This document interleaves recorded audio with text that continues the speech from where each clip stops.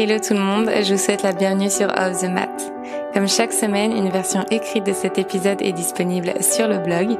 Si vous découvrez aujourd'hui mon podcast, je suis Marine, professeure de yoga, et je partage ici mes expériences de vie pour qu'ensemble, nous avancions vers l'équilibre et l'épanouissement personnel. Je vous souhaite une très belle écoute. Le sujet de la subjectivité versus objectivité, c'est un sujet qui me passionne énormément parce que dès lors que j'ai eu compris à quel point il avait un impact sur ma compréhension du monde ainsi que sur mes relations aux autres, j'ai trouvé beaucoup plus de clarté et de sérénité dans mon quotidien. Dès lors que j'ai compris que notre singularité donnait vie à notre propre grille de lecture, j'ai développé beaucoup plus d'empathie et de compassion envers les autres, mais aussi envers moi-même. Comprendre le concept profond de la subjectivité me permet de vivre avec beaucoup plus de détachement et de lâcher prise, de contentement et d'acceptation vis-à-vis de mon environnement extérieur. D'un point de vue plus microcosmique, il m'a permis de développer un amour sincère de moi et j'ai cessé de penser que j'étais anormale ou bizarre. J'ai cessé de reporter systématiquement la faute sur moi, cessé de me remettre constamment en question en apportant toujours plus d'importance et de valeur au jugement que les autres portaient sur moi. En soi, j'ai créé ma propre réalité, au même titre que chaque individu crée et vit dans sa propre réalité, qui au final s'apparente à un monde illusoire qu'on appelle Maya dans la philosophie du yoga. Basé sur cette philosophie, si tu vis dans le monde illusoire plutôt que dans le monde réel, tu entretiens ta propre ignorance, tu cultives et fais grandir ta propre souffrance. Car en vivant dans ta propre réalité, tu te confortes dans tes idées et dans tes schémas de pensée, eux-mêmes conditionnés par ton éducation.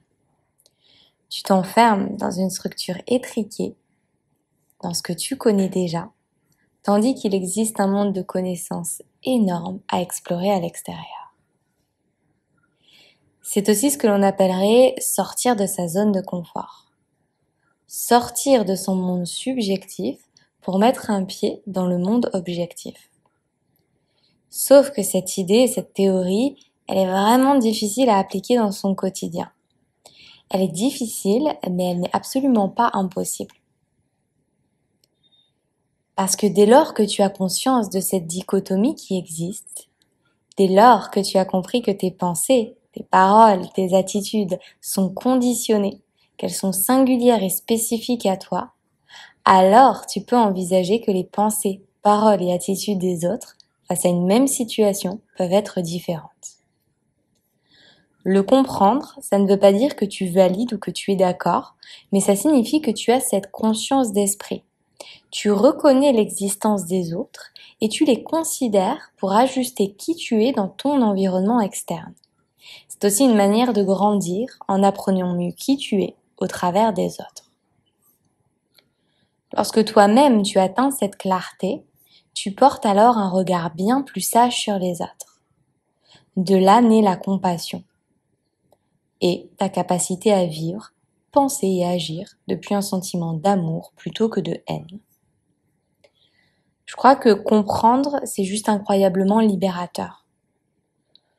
Je comprends que je pense d'une certaine manière et je comprends que d'autres pensent d'une autre manière pour telle et telle raison. Je comprends que je n'ai pas reçu la même éducation, que je n'ai pas le même chemin de vie que les autres, que ma personnalité est différente. Je comprends tout cela et j'ai ainsi conscience que la réalité dans laquelle je vis est complètement différente de la réalité dans laquelle vivent les autres. Même des personnes qui te sont très proches vivent dans une bulle différente de la tienne. C'est pour cela que la seule personne qui te connaîtra jamais vraiment et sincèrement, c'est toi-même. Alors est-ce problématique de vivre dans sa propre réalité? Dois-je me changer pour m'ajuster à la réalité des autres?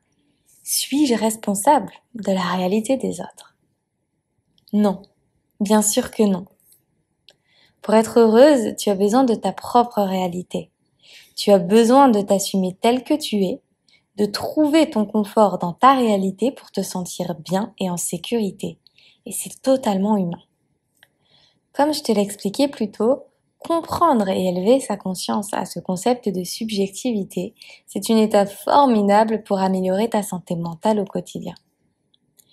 Par cette compréhension, tu apprends à te connaître et à assumer qui tu es, ce que tu aimes et ce que tu n'aimes pas. Tu as confiance en toi pour défendre tes choix et tes envies.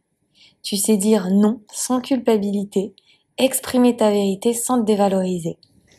Tu parviens à lâcher prise sur des relations et des blessures et à transformer ces fins en enseignements pour devenir une version encore meilleure de toi-même.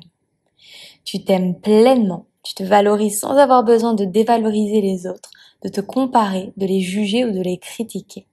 Si je devais débattre infiniment sur le concept de l'illusion et de la subjectivité, je te dirais très clairement qu'elle est à la racine de notre manque de connexion d'âme à âme. Parce que l'illusion crée un fossé énorme entre nous.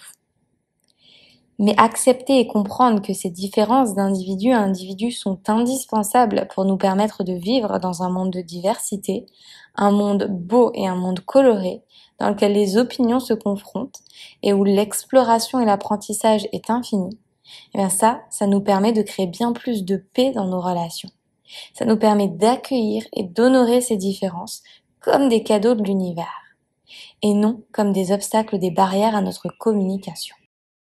Parce que ce n'est pas parce qu'un tel défend un avis différent du tien que tu dois tuer ta connexion avec cette personne.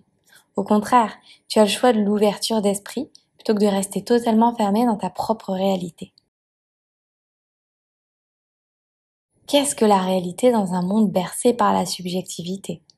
C'est finalement cette question-là qui se pose. La vision que tu construis de ta vie, de tes relations, des autres, ne dépend que de la perspective que tu choisis de lui en donner. J'apprends que ma réalité n'est pas ta réalité, que ma réalité n'est pas sa réalité. Nous sommes un, mais nous observons ce monde depuis un œil qui nous est propre. Parce que nos chemins sont différents, parce que nos blessures de vie sont différentes, on idéalise, on projette, on pense que, on attend que, on s'étonne que. On juge, on compare, et on crée un vide finalement énorme entre nous.